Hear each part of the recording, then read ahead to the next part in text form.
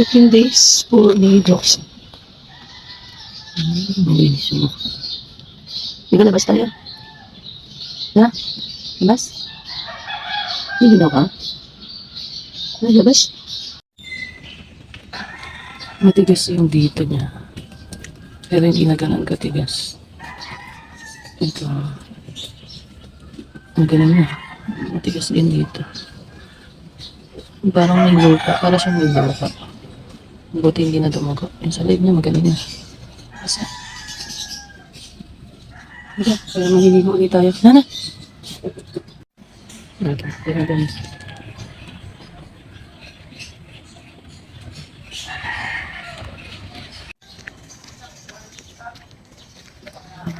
Upo ka na dyan. Hinamot na naman niya guys. Dapat pala lagi siyang nakabalat para hindi niya kinakamot.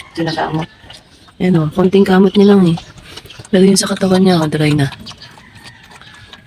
Dry na yun dito. Dito nagtutubig pa. So yun doon. Yung sa kanya okay na. Lalo na dito, okay na. So kailangan lang talaga natin linisin ang gusto. Ito, kailangan linisin yan. Buo lang yan na ano. Namuulang yan na tawag ito, balat. Tapos kasama na yung nagtubig niya. Nagdikit na. Yan, dapat linisin din to kasi hindi na to, balahibo nakadikit sa kanya. So magpe-prepare lang muna tayo ng tubig. Kinalkal niya na naman yan sa liig niya. Babalutan na natin. Lalagay ko yung cone para hindi siya magkalkal. Tapos lang nilagyan natin ng konting kanan guys. Yan. So papakainin natin si Loxy.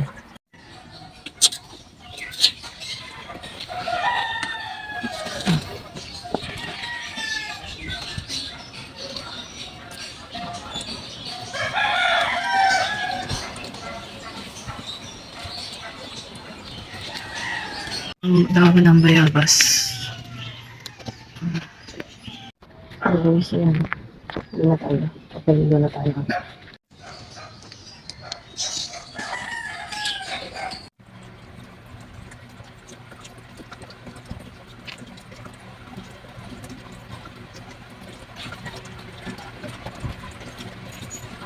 So, umpisa na natin. Paliguan si Doxy. Mainit na yun.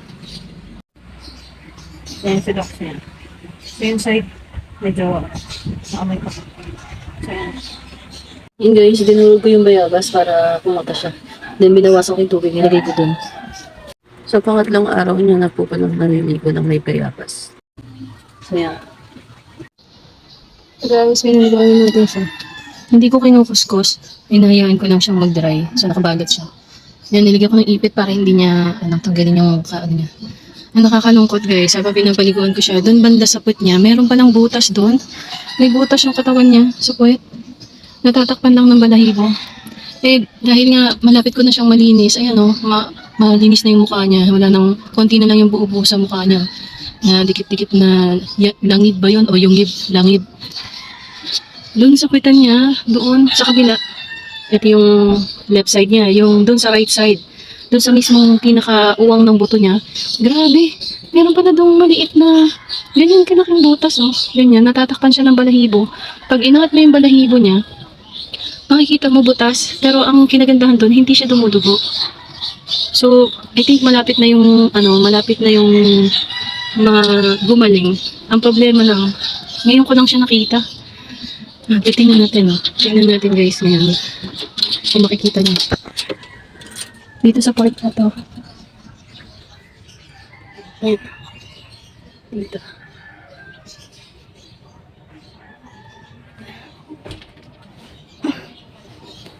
Hindi ko makita.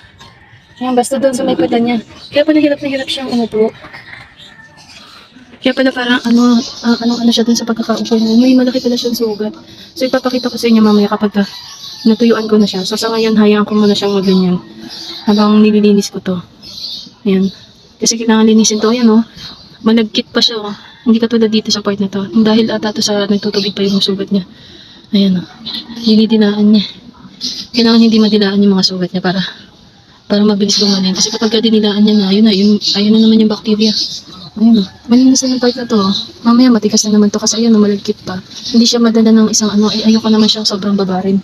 Dahil nanginginig na siya. Ayun, malalim yung sugat niya dito. Grabe yung sakripisyo. Ang tagal ng sakripisyo niya ngayon, no? Ang tagal niya sigurong ganyan. Nakakaawa. Pang 15 days pa lang nating naglilinis sa kanya. Naiiyak ako. Grabe nakakaawa yung itsura niya. Ang dami niyang sakripisyo. Ang nakakatuwa sa kanya, hindi siya umiiyak. Ay, nakakaawa. Humihingi siya ng tulong, tapos ang dami niya sugat. Unti-unti ko nakikita yung mga sugat niya. Ayun o. Ang lalaki, akala ko natabunan lang siya ng ano, ng mga yung lang ba yun? O yung makapal na to yung 2 days pa po. Hindi, grabe. Alam mo yung ang dami niyang nararamdaman sa katawan niya tapos hindi siya nagrereklamo. Hindi siya umiyak. Hindi siya nagrereklamo habang pinapaliguan ko siya. Nakakaawa. Nakakaawa talaga. Ma-amaze ka dito sa asong to. Yung hirap na siya sa buhay niya. Naghahanap siya ng makakatulong. Grabe ang sakit niya, no? Buong katawan. Tapos ang pinakamalala pa doon yung pitan niya. Yung pinakapitan niya may butas pala. So, update ko kay mamaya. Nakakaawa talaga ako. Nakakaiyak.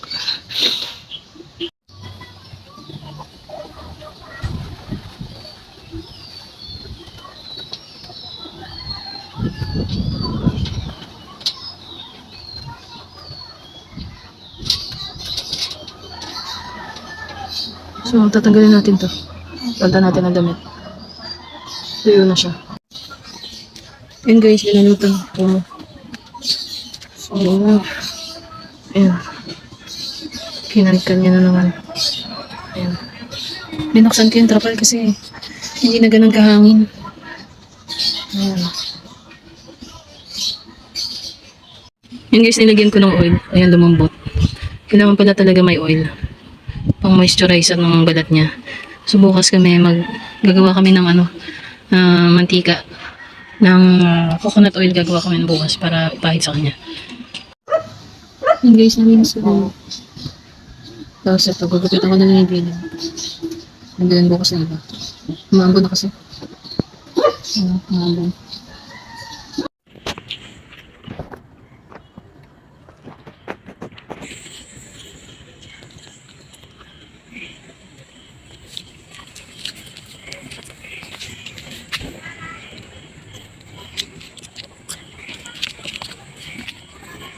So, kakaihin niya lang po. Taas mo yung kakaihan.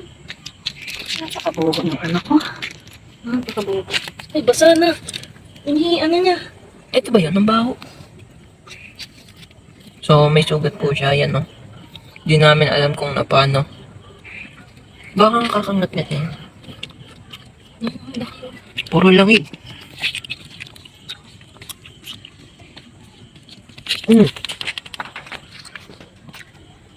Tapos nagdudugo pa po yung sugat niya. Baho. Baho na ito.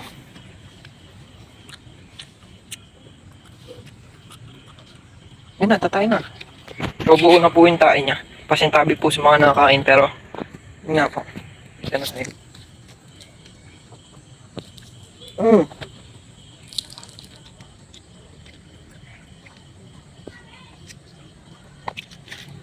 Yung scar.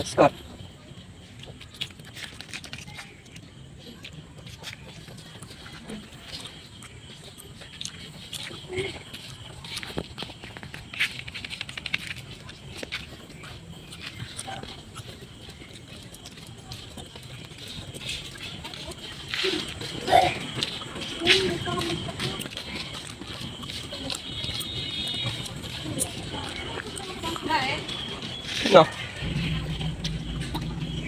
Yun po yung sugat niya, napakalaki oh. Tapos yun po, nadugo-dugo pa po yung kanyang, yun oh.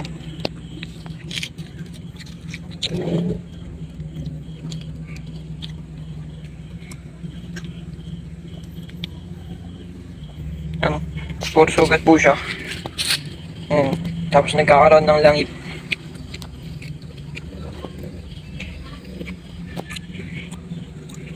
Loxy. Chu. Chu. Ito mo.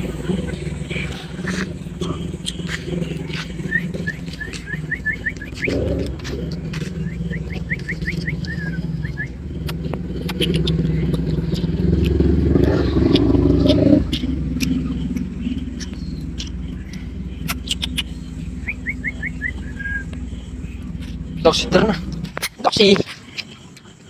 Loxy. Chu. So, magaling na po yung kanyang paa. Ayan. Galing na po yung kanyang paa. Baho. Ngayon, nakatapak ba ako ng tayo? Baho na na. Ayan, magaling na po yung kanyang paa. Paa check.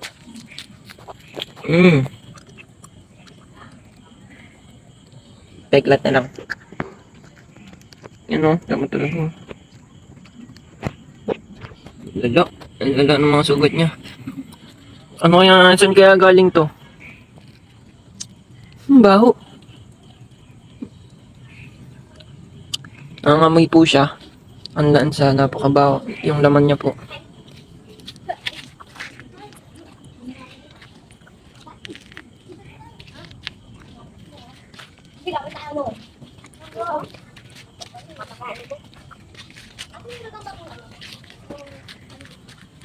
Ano?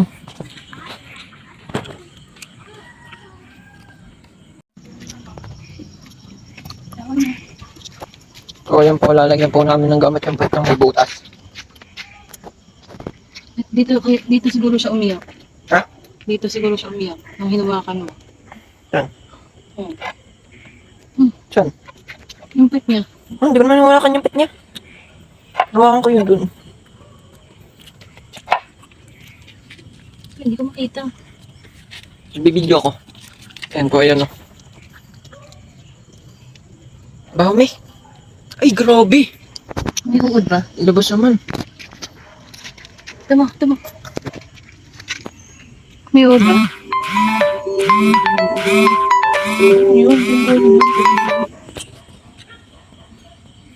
Baho, may. Kailangan mahiga siya eh. Para mabuhusan. Ihiga natin. Tara, dito tayo. Ang dami niyang sugat. Paano siya nakakasurvive? Dami niyang sugat. Oh. Nakainin na ba? Oo, tayo. Ayun, nandun. Hindi ka na. Kasi. Huwag na. I-video ko eh. So, buti po, buo na yung tae niya. Sa tingin ko kapag lalong ginagamot lang, lumalala yung sugot niya. Kasi ginangat-ngat niya. Ano. Binala na namin siya ng mga materyales. Mens dyan. So, ayan, naugasan na naman po ng nanay ko yung niya.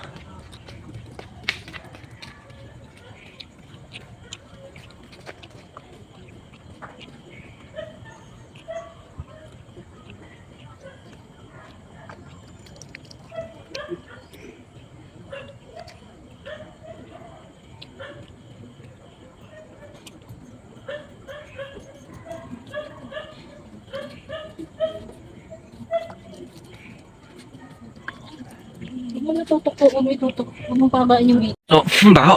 So guys, ito yung sugat niya. May amoy na.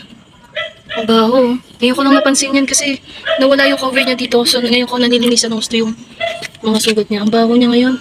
Sobrang Gawa baho. nito. Gawa niya no. Ba? So gagamutin natin ng amoxicillin para mas mabilis ang hilom ng sugat niya. Asa na?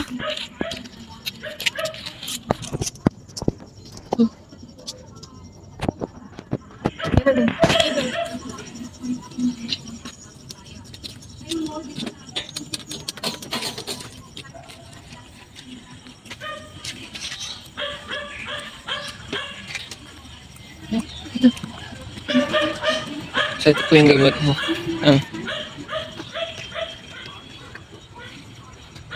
Gusto ko yan.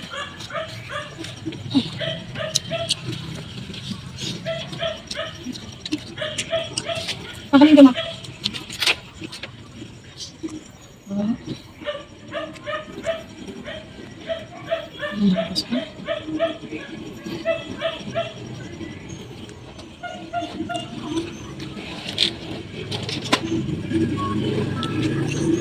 Diyan mo. Ay, yung tape.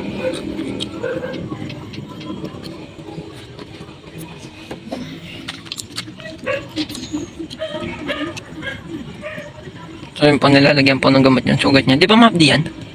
Ay, hindi ba pala ma-updi yan? Bakit sa'yo, mahapdi ba? Alam ko ma-updi yan eh. Yung sulat mo, mahapdi?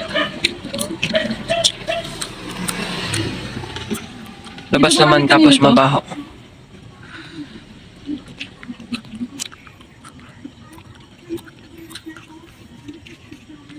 Nagbaburn yung kamay ko. Wala sige. Ah, hindi. Cut.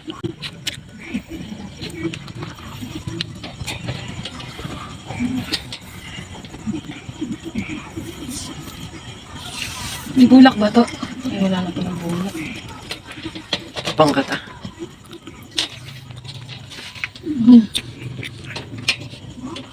Hindi niya pwede madidalan to.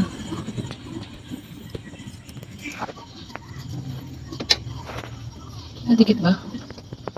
Hindi.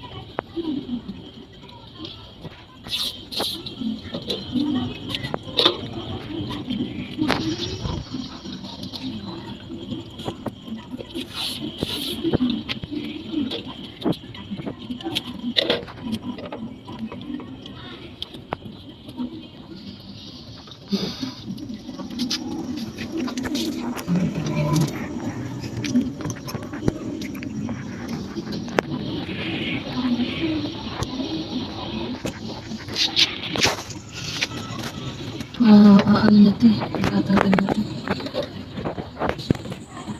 Pati hindi matatanggal. Baka na yung, ano, yun nasa leeg niya. Yun pang leeg niya.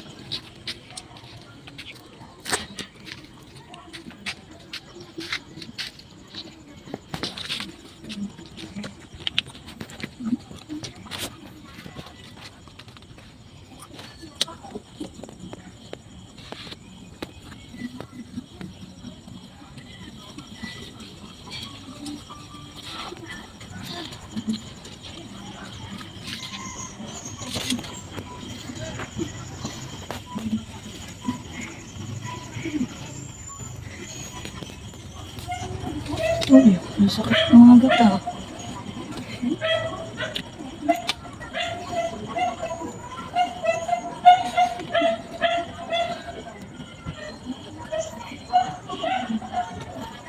Sana hindi niya matanggal.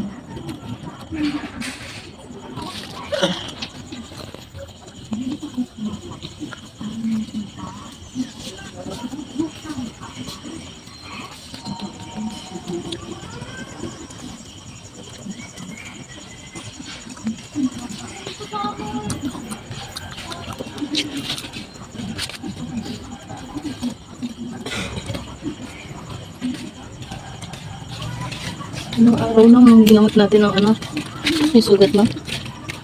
Tatlo.